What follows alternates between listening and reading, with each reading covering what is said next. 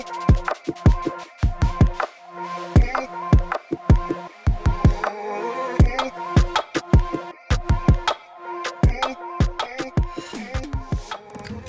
welcome to Drew Dunlop from the Pro Lane coming on the podcast for us. Drew, thank you for being here.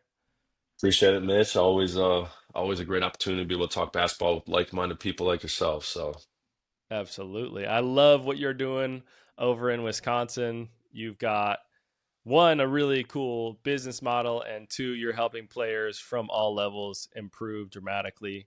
I would love for you to talk about a day in the life over at the Pro Lane.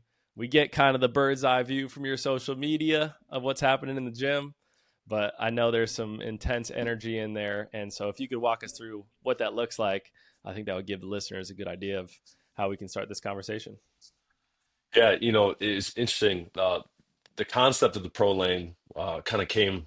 I coached overseas for a long time, so every place I went, I tried to take ideas, and I had a little notebook. And I remember thinking about I was stuck in traffic in the Philippines, and if anyone's ever been in the Philippines, 2 miles could take 2 hours, and I spent a lot of time in Ubers. I was there on a consulting deal. And I was thinking about like, man, it'd be really cool to have a place that, was a one-stop shop, right? You had your skill development, you had your performance, but it was done in a way that, the performance and the court, no barrier, right? They both led into each other. So you had groups doing one on the court, vice versa, and they each complemented what was being asked of the players.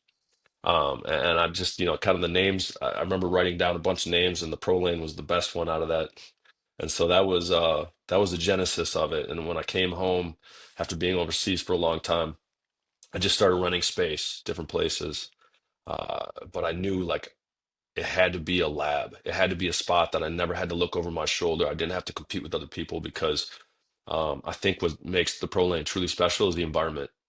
We were talking about it a little bit before, and it's a place where we want players of all levels to be working.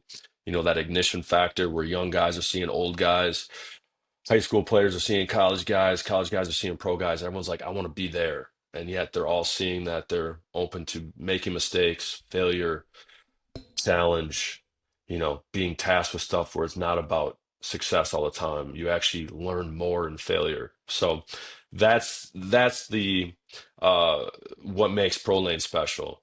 And it's one of those things that I haven't worked a day since 2009 when I quit my job, right? I've been basketball full time 2010 on, and I haven't worked since 2009 because it's a passion. I get to come into work, into the gym usually around 2 p.m. during the school year, start opening up, start cleaning, preparing the gym for the sessions, and getting the staff up to date and everyone kind of aligned, and just knowing that when kids and players walk through our doors, this is quite possibly going to be their most favorite part of the day. And they might be there for an hour, they might be there for two, we got some guys that stay for three and we got to kick them out. But it's like, so we got to be conscious of that every single day, no matter how tired you are, sick, down, whatever, like you got to bring it because we're impacting the next generation and we have an opportunity to show them how different basketball training really can be, right? There's another viable option, and so we take great pride in that every day. Yeah, the difference is a important thing to touch on, and I want to dive even deeper into that. If you could maybe think back to how you grew up training and some parents that come in today into your gym and how they view effective training and how different your approach is, please go into what is so different and what is your view of learning compared to maybe some other people that are confused by what you guys do. Yeah, no, it's a great question because I was a typical gym rat.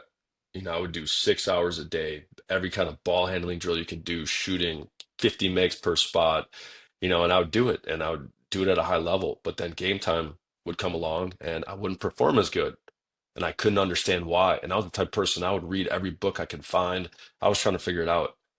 And I thought it went back to, me just being, having anxiety and not understanding how to pick my spots in the game. But the real light bulb moment was Uh, Me being in during COVID and seeing Rob Gray's book for the first time and reading, and within the first three, I couldn't put it down. I literally read it cover to cover, first night I had it. And I just remember thinking to myself, like, this was the missing factor. Because I was training one on O, on air, never a single contested jump shot, all the time in the world, all the space, no pressure, kind of moving at my own pace. Like I was great in drills, but the game is not like that. Yeah. And so when I was reading that book in 2020, I was like, there's no going back to this. And I remember the next day I showed up, we had sessions, and I totally flipped the script. I was like, everything, we're going to go live. So I just went total opposite. And, at that point, that was learning for me because I was figuring it out. Every day every session we ran, I was writing down notes like, okay, this seemed to work good. Players responded to this. And we had pro guys, we had college, we had high school, we had youth dudes. And everyone was responding to the aliveness, right? The one-on-ones, the one-on-twos, the problem setting where it's like, I didn't really tell them what to do. I just presented the problem, sat back and allowed them to kind of go about it how they would go about it. And then, maybe whisper in their ear, hey, you've been doing this. Have you tried that? And just sit back. And it was a big shape because I started out at Attack Athletics with Tim Grover. So Yeah. seeing that very traditional approach, but in the time, that was the spot. Every NBA player, Europeans, overseas, they went there. And that was a very traditional approach, but they got results. So it was tough for me to sit back and not say, hey, you need to do this move at this time. But I knew it came back to the disconnect that I had as a player because, yeah, I knew all those, quote unquote, technical moves, but I couldn't perform in a game at the right time, right place, right decision.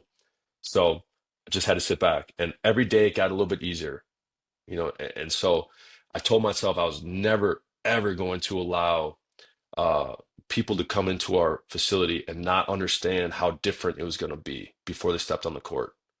So whether it's a pro player reaching out saying they're going to come train for a week, we make sure to outline exactly how different it's going to be.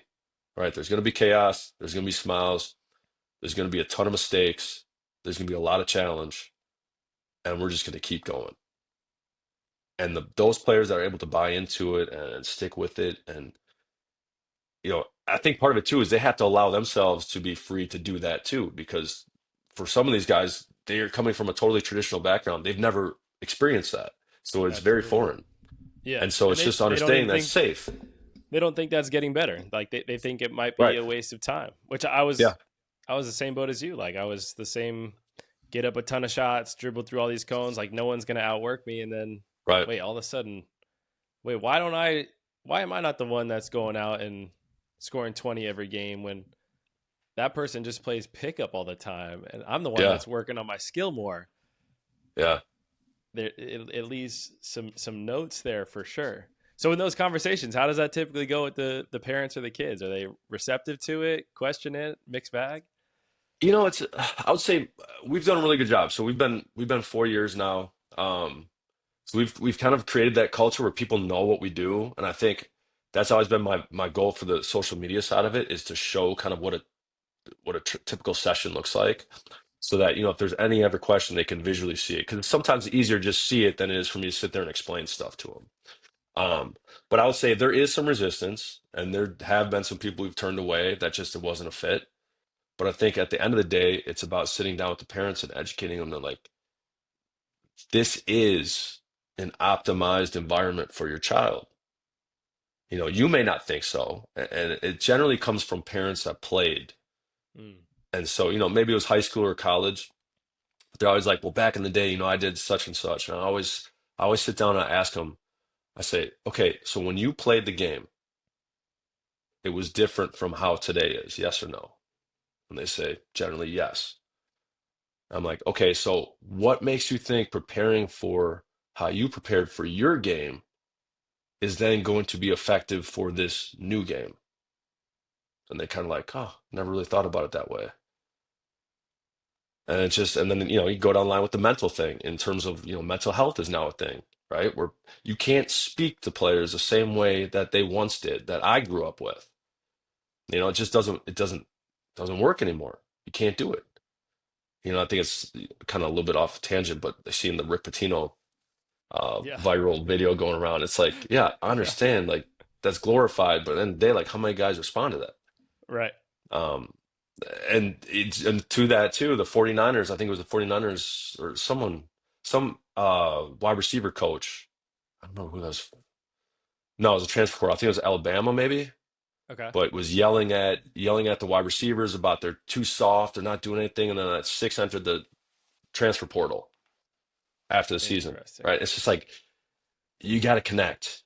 It's a two-way street, and you have to be able to have conversations, and you're not dictating to people and players and parents. So I try to keep it such that it's an open discussion, and I really try to speak without judgment and just say, hey, we've come a long way. I put a lot of time into this. I wouldn't be doing this if I didn't believe in it. And it's okay if it's not for you, but that's up to them to choose. Absolutely. And you have a lot of examples of the players in your gyms getting results and Yeah. improving more than they had been in previous years. One example that many people in the world know would be Tyler. So Drew's worked with Tyler Hero a lot this offseason and in prior years as well. Would love for you to talk about that relationship. But first, how did you explain or convince Tyler of the way you guys do it, whether you call that the constraint led approach or the pro lane way, however you want to Yeah. consider or describe your training methods? How'd you get him on board with it, especially with him actually being maybe a face of a lot of traditional training from some well known trainers as well? And for people that don't know, Tyler's having an incredible season this year. I think he's got career highs in every statistical category. Yeah. He's doing pretty good. I think Tyler's always been a workhorse. We've been working, man, since summer before his senior year in high school. 5 a.m. workouts at the Princeton Club, and he's always had that desire. And it was never like, "Hey, you need to go work." Like he was the one, like, "We need to go work. We need another one." And so that's rare in itself. And then to have his ability and skill levels is just a rare breed. So, when it came to this off season, it was really about how do we how do we change it up slightly such that we can really put an emphasis on your decisions, right? It was more so about instead of we're not going to count reps, we're going to count decisions. And in order for there to be decisions, there has to be bodies. Has to be offense, has to be defense. You got to have somebody you can pass to, someone you're reading, secondary line. Once you beat one, you got to read the second, stepping up. So it really was a pretty easy conversation. It was more so about let's turn up certain areas of your game and let you do what you do. And I'll sit back and we kind of figure out how we can make some things more effective and emphasize different solutions. And that's been proven this year time and time again. And I think one specific area he's been incredible is under pressure. I'm sure there's some advanced analytics we could look into. I don't have them in front of me, but it seems every time I'm looking at the Heat, if there's a big shot being taken or made, it's Tyler, and he's got a really good percentage on them. Can you talk about maybe some constraints or ways you've manipulated the environment to help Tyler develop that ability to make these tough shots? Yeah, I think for him, it's just really about he embraces challenge. So, some of the go aheads for us were, okay, you're rarely going to be one on one. There's going to be more bodies being sent at you, whether off a blitz package or overactive stunt defenders, trying to shrink the floor, make you play in tight spaces. So everything kind of starts from that. And then we tried to impact, his vision, right? Maybe he's got to go get the ball and he's got to turn then to find the rim. And he also doesn't know where the defenders are going to be, right? So starting to prioritize a little bit of visual work and perception, more pressure. So more bodies equal more pressure, late short clocks, right? Where he's got to really search for something effectively in 3-4 seconds. Some of the other things we really got into were, dribble limits, right? his stats were, trying to be effective with less dribbles, and that was kind of our thing. Where it's like, let's do more with less. Let's be more effective with our eyes, our fakes, incorporating deception, and then allowing the dribble to be a tool that extends that advantage creation. And so, whether it's off the catch, off the dribble, off a pick and roll, we always try to just incorporate some pressure where you had to get through a goal in a certain time, and just continue to stack that week to week. Yeah, that's a really, really valuable segment you just had there. And I hope coaches go back and listen to that 10 times. You are manipulating time, space, time to perceive, all these parts of the environment and the task without saying specifically how to solve the problem. So he's getting Mhm. similar problems and solving that through different solutions, which ultimately is what the best players in the world can do. Like they know in general what positions they're going to be put in the game, and you as a coach can help clarify that for them. But then it does come down to they need to go figure it out real time, Yeah. and that's what any player dreams of doing is being the one to have the ball and make those plays. But the idea that you have a pre-planned solution to a problem just doesn't really work. Like maybe Mhm. there are some in general some patterns that can be picked out, but if the defender understands those patterns, you know, you're cooked. So kudos to you, kudos to Tyler for working so hard and putting the work in. It's been really fun to watch how creative and how effective he's been with exactly what you've been working on. And I think something I want to talk about now is exactly what you just talked about. And you took what he does well, but also what the Heat need. And for me, that's one thing in player development that I want to preach more of. Player development should be a continuation of team development and what the team needs. And skill is not different from teamwork. And so how for you as a company and as a business that takes individuals from different teams, how do you incorporate their team philosophies into what you're trying to help them improve or enhance from the quote unquote skill side? Yeah, I mean we're in a unique situation, so we have players from all over that play in all different systems. Now, when you're a pro player or a college guy coming to us, we obviously have more data to search through and understand their principles of play and kind of what to prioritize. But like if you take any of our high school groups, we have players that play in all different offensive systems, all different defensive systems. So I think our role is to then present the most common scenarios, right? You got to understand how to play against switching, how to play against a zone, right? How to play against blitzes. And, where's the help coming from on stunts? Are they veer switching? All those things we try to introduce and layer within our our group, small sided games, just because for me, my approach is I feel like if they have this wide bucket of experiences in a safe environment where they're able to make a mistake and they're not going to get benched, I'm like, hey, no, we're throwing the ball in next one.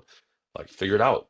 You know, I think we just give them such more of a wider bandwidth to then fit into anything they're in. Like any role they ever get pegged into, they can find a way to impact in a positive way.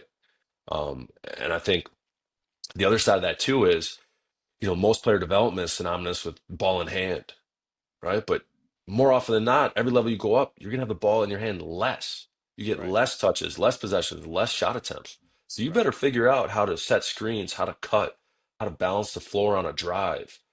And then defensively, you got to learn to play on ball, off ball.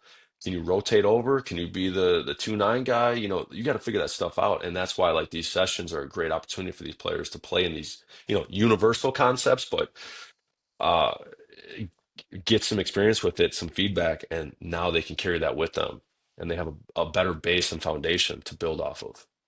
Right. You're building problem solvers, and it That's doesn't all it is, matter yeah. where you put them, whatever team, whatever role, they're going to find a way to be effective, which I think outside of basketball, even that is the most important skill Yeah. any person could get from a sport. That's why I think Hmm. it's such a beautiful way of helping players because it ties back to what we were talking about earlier. It's actually not usually a lack of confidence. It's usually a lack of competence. Hmm. And the traditional ways of training kind of give a false perception of you being good at basketball when in reality what we're trying to be good at is be good at the game of basketball, which requires so much information that you're basing your movements off of. And most of the training that kids are doing today remove all that information. So they think they're working on something that's actually not representative of what they're being asked to do or what they want to actually do. So they feel like confidence is that issue. That's the reason they're not transferring everything over. But in reality, it's probably competence. They're not actually putting themselves in the situations they need to be in. Yeah. And but I would be willing to bet the hoopers over at the pro lane are doing just fine with their confidence because they are competent. So Yeah. I mean, well that done, that man. honestly would be that would be the best compliment to say, like, oh, pro lane guys, they're adaptive. They just seem to figure it out no matter what. Like that would be the ultimate compliment. Yeah. Well, if Tyler Hero can be an example for you guys of the type of players you're building, look at how many times this season. Go watch his plays. I'll constantly be like, "Oh, that's great defense," and then boom, he Yeah. scores. He finds a solution, or he makes Yeah. a good pass. Yeah. Like he always finds a way to turn some situation, whether it's a murky situation or even one where he has an advantage, and he keeps the advantage, creates the advantage, or makes it bigger. So Hmm. I think he's a good example, and I wouldn't be shocked to get over there and see a bunch of your players tearing it up in their own seasons. I want to switch a little bit and talk about the business side of things because not only are you having success in helping these players, you're having a lot of success from a business perspective. And the reality is if you weren't having that or if you didn't have the business as a focus, you wouldn't be able to help players. So Right. in these sessions, how have you structured them to help you scale or expand so that you have a sustainable business?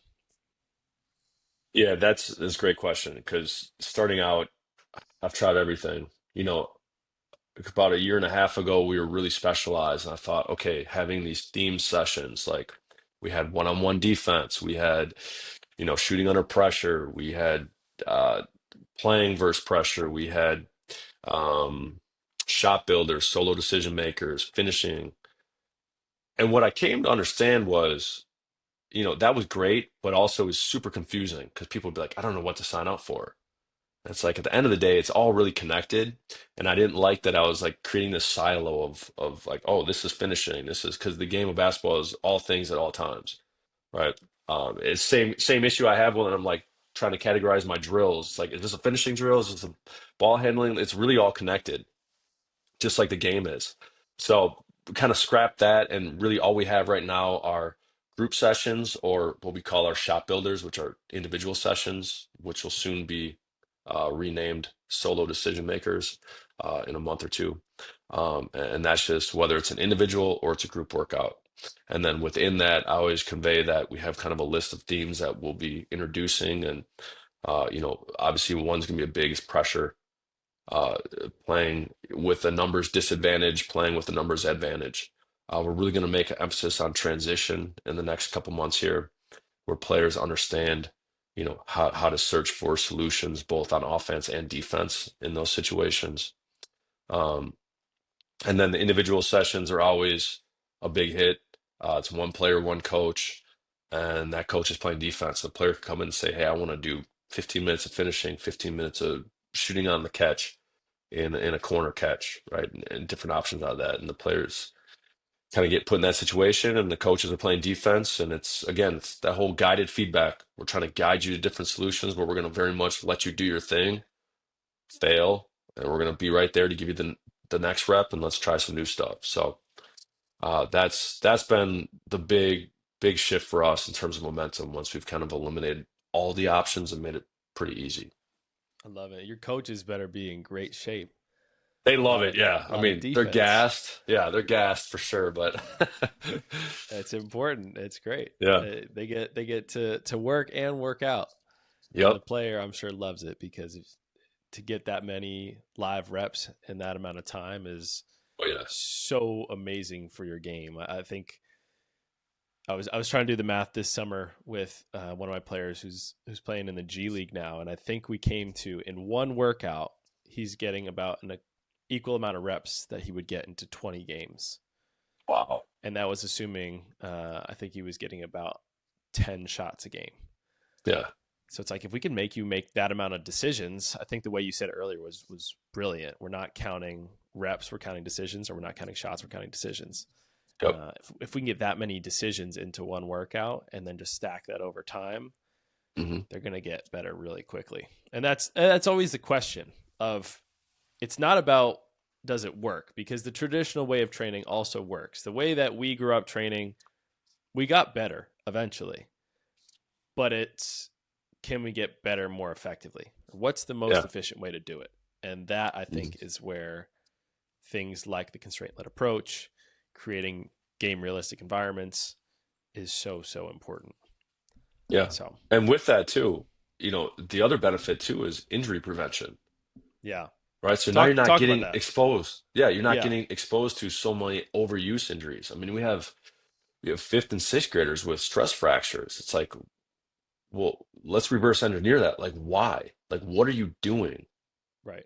Right? And it just comes back to you're doing the same thing over and over in a very prescribed on-air manner, which there's nothing wrong with that, but mix in other forms as well, right? But the problem is they just go all in, and so now you're seeing these overuse injuries. Whereas the beauty of CLA and ecological dynamics is a bunch of different problems, where now every time you're moving somewhat different. You're choosing something new, and so now you're getting it spread out over instead of just being intensified into one simple solution. Right. The load is in so many different lines amongst Yeah. your body. You're building a more robust athlete, and you're more attuned to the environment as well. So you're not going to put your body in positions that you would be more prone to those injuries. So there's a lot of cool research on that. So tons and tons of benefits, Yeah. which is why I think it's so important to have people like you posting on social media, getting them on this podcast, and talking about a different way of training. Because um, if we can help players get better faster, I think a lot of what we dealt with as players ourselves, those frustrations, um, would melt away, Hmm. which is a cool gift to give. One last thing, you talked a little bit about the movement aspect of things. You have both a weight room and a court setup, right? And I've been seeing some of your players on force plates as well. How are you Yeah. guys using the force plates and maybe the action capacity development in conjunction with the on court work? It's a really cool tool. I mean, to be honest, my director of performance, Keith Kaufeld, amazing at what he does, basketball only. Um, he was the one that kind of was like, this is going to be a next jump for us. So brought in Hawkins Dynamics. Um, we had some youth athletes on it, but majority is like high school up, getting getting basically uh, evaluated in terms of what type of athlete they are, what kind of force quadrant they're in, but also like a recovery mode. It allows us to see what guys are really not recovered, what guys are good to go.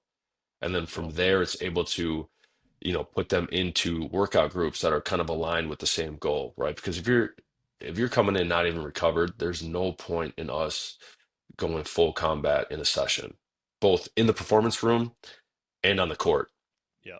So we have to then take it on us to be that person to step in and help manage that athlete's load, even though they're probably going to try and get on the court, or they're probably Right. going to try and go heavy and all that and a full ramped up workout. So it's really more so than anything, it helps us identify who's ready to go, who isn't, and manage kind of their development as an athlete Do as you we get use through. that with a counter movement jump, and then you see where they are based off their average?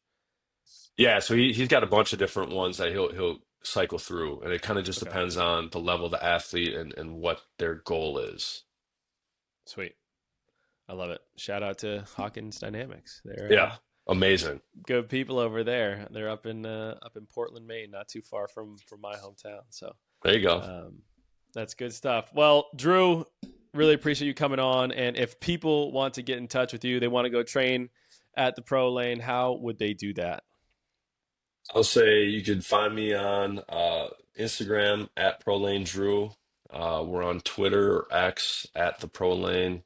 And then you could also shoot me an email at training@theprolane.com. It's probably the easiest ways to get a hold of me.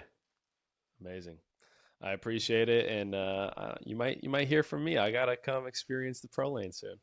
I would love it. Let's do it.